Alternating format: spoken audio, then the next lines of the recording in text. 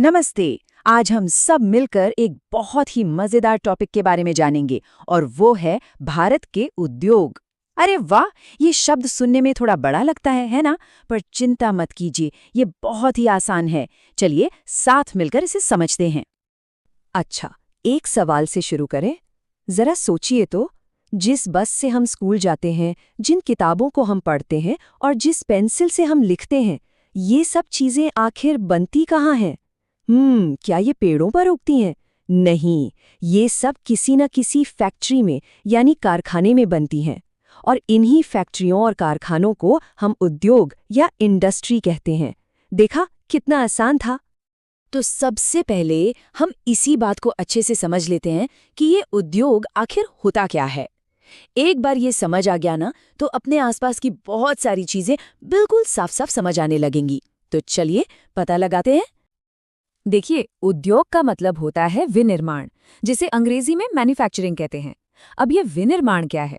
इसका बहुत सीधा सा मतलब है कच्चे माल को हमारे काम की चीजों में बदलना। जैसे किसान खेत में गन्ना उगाते हैं, है ना? वो हुआ कच्चा माल। फिर फैक्ट्री में उसी गन्ने से मीठी मीठी चीनी बनती है जो हमारे काम आती है। बस इसी को कहते हैं विनिर्माण। और एक मजेदार बात पता है, जिस देश में जितनी ज्यादा फैक्ट्रियां और उद्योग होते हैं, वो देश उतना ही मजबूत और आगे बढ़ा हुआ माना जाता है। ये उद्योग किसी भी देश की तरक्की के लिए बहुत बहुत ज्यादा जरूरी होते हैं। अब सोचिए, जैसे हम अपने खिलौनों को अलग अलग करके रखते हैं, गाड़ियां एक तरफ, ब्लॉक्स एक तरफ, है ना? ठीक वैसे ही हम उद्योगों को भी अलग अलग ग्रुप्स में बांट सकते हैं। इससे उन्हें समझना एकदम आसान हो जाता है। तो चलिए देखते हैं कि ये कौन कौन से ग्रुप्स हैं। तो कच्चा माल यानी रॉ मटेरियल कहाँ से आता है, इस हिसाब से हम उद्योगों को दो बड़े हिस्सों में बांट सकते हैं। पहला, खेती पर आधारित उद्योग। ये वो उद्योग हैं जिनका कच्चा माल खेतों से आता है, जैसे कपास से कपड़ा बनता है, गन्ने से चीनी बनती है। और दूसरा है खनिज पर आधारित उद्योग। इनका कच्चा माल जमीन के नीचे से खुदाई करके निकाला जाता है, जैसे लोहा और पत्थर। इनसे फिर स्टील और सीमेंट बनता है। समझ आया ना? एक का सामान खेतों से और दूसरे का जमीन के नीचे से। ठीक है, तो अब पहले टाइप के बारे में थोड़ा और जानते हैं। चलिए खेतों की दुनिया में चलते हैं और देखते हैं कि वहां से फैक्ट्रियों तक का सफर कैसा होता है। ये वो उद्योग हैं जो हमारी खेती किसानी से सीधे सीधे जुड़े हुए हैं। इसमें सबसे पहले आता है सूती वस्त्र उद्योग। अरे, हमारी स्कूल की यूनिफॉर्म, हमारी टी शर्ट, ये सब सूती कपड़े की ही तो होती हैं। ये सब कपड़ा इसी इंडस्ट्री में बनता है। और पता है, ये भारत के सबसे पुराने और सबसे बड़े उद्योगों में से एक है, जो बहुत सारे लोगों को काम भी लेता है। चलिए अब जरा इस नक्शे को ध्यान से देखते हैं। ये जो पीले पीले डॉट्स दिख रहे हैं, ये वो जगह हैं जहां सूती कपड़े के बड़े बड़े कारखाने हैं। देखिए, महाराष्ट्र में मुंबई, गुजरात में अहमदाबाद और सूरत, ये कुछ बहुत ही मशहूर जगह हैं जहां सूती कपड़ा बनता है। अच्छा, खेती पर आधारित एक और बड़ा उद्योग है चीनी उद्योग। अब एक मजेदार बात बताता हूँ। चीनी की मिलें ज्यादातर गन्ने के खेतों के आसपास ही होती हैं। क्या कोई सोच सकता है ऐसा क्यों? ऐसा इसलिए क्योंकि गन्ना कटने के बाद अगर उसे बहुत दूर ले जाया जाए तो उसमें से रस यानी चीनी की मात्रा कम होने लगती है ना कमाल की बात?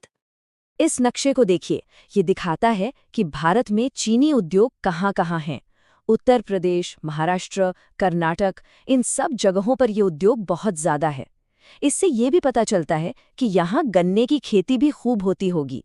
देखा कैसे उद्योग और खेती एक दूसरे से जुड़े हुए हैं। चलिए अब खेतों से निकलकर जमीन के नीचे की दुनिया में चलते हैं। ये हैं खनिजों पर आधारित उद्योग। ये वो उद्योग हैं जो अपना कच्चा माल जमीन के अंदर से खुदाई करके निकाले गए खनिजों से लेते हैं।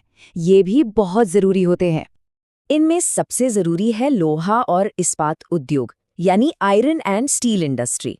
इसे तो बाकी सभी उद्योगों की जननी यानी मम्मी कहा जाता है। पता है क्यों? क्योंकि बाकी फैक्ट्रियों की मशीनें, हमारी गाड़ियां, बड़े बड़े पुल, ये सब लोहा और स्टील से ही तो बनते हैं। इसके बिना तो दूसरे उद्योग चल ही नहीं सकते। आइए अब भारत के कुछ बहुत बड़े लोहा और इस्पात कारखानों से मिलते हैं। जैसे झारखंड में है टिस्को, जो जमशेदपुर में है, और सेल के प्लांट राउरकेला, दुर्गापुर जैसी जगहों पर हैं। ये नाम और जगह याद रखना बहुत अच्छा है। अब फटाफट नक्शे पर भी देख लेते हैं कि ये प्लांट हैं कहाँ। देखिए, जमशेदपुर, दुर्गापुर, राउरकेला, ये सारे पूर्वी भारत में हैं। ऐसा इसलिए क्योंकि लोहा बनाने के लिए जिन खनिजों की जरूरत होती है, वो सब यहीं आसपास आसानी से मिल जाते हैं। इसीलिए तो कहते हैं कि भूगोल और उद्योग का बड़ा गहरा रिश्ता होता है। हमने ये तो समझ लिया कि उद्योग हमारे लिए कितने जरूरी हैं, इनसे हमें कितनी सारी चीजें मिलती हैं। लेकिन अब एक और बहुत जरूरी बात पर आते हैं। क्या इन उद्योगों का हमारे आसपास यानी हमारे पर्यावरण पर भी कोई असर पड़ता है? हाँ, बिल्कुल पड़ता है। जहाँ उद्योगों से इतने सारे फायदे हैं, वहीं उनसे कुछ मुश्किलें भी पैदा होती हैं। जरा सोचिए तो, वो क्या समस्याएं हो सकती हैं? उद्योगों से होने वाली सबसे बड़ी समस्या है प्रदूषण। फैक्ट्रियों से निकलने वाले धुएं से हवा गंदी होती है, जिसे वायु प्रदूषण कहते हैं। उनका गंदा पानी जब नदियों में जाता है तो जल प्रदूषण होता है। उनका कचरा जमीन को खराब करता है, वो है भूमि प्रदूषण। और मशीनों के तेज शोर से ध्वनि प्रदूषण होता है। ये चारों ही हमारी सेहत के लिए अच्छे नहीं हैं। तो अब सवाल ये है कि क्या किया जाए? इसका जवाब है संतुलन, यानी बैलेंस। जैसे तराजू के दो पल्ले होते हैं ना, वैसे ही हमें एक तरफ उद्योगों से होने वाली तरक्की और दूसरी तरफ हमारे साफ सुथरे पर्यावरण, दोनों के बीच में एक सही बैलेंस बनाना होगा। और ये हम सबकी जिम्मेदारी है। तो चलिए एक बार जल्दी से याद करते हैं कि आज हमने क्या क्या सीखा। सबसे पहले हमने जाना कि उद्योग क्या होते हैं और वो देश के लिए क्यों जरूरी हैं। फिर हमने उद्योगों के दो मुख्य प्रकार सीखे, एक खेती पर आधारित और दूसरा खनिज पर आधारित। हमने सूती कपड़ा और लोहा इस्पात जैसे उद्योगों के उदाहरण भी देखे। और आखिर में हमने समझा कि उद्योगों का हमारे पर्यावरण पर क्या असर होता है। वाओ, आज तो हमने बहुत कुछ सीख लिया। और अब जाते जाते एक सवाल सबके सोचने के लिए। ऐसा क्या किया जा सकता है जिससे हमें उद्योगों के सारे फायदे भी मिलते रहें और हमारा पर्यावरण भी साफ और सुरक्षित रहे?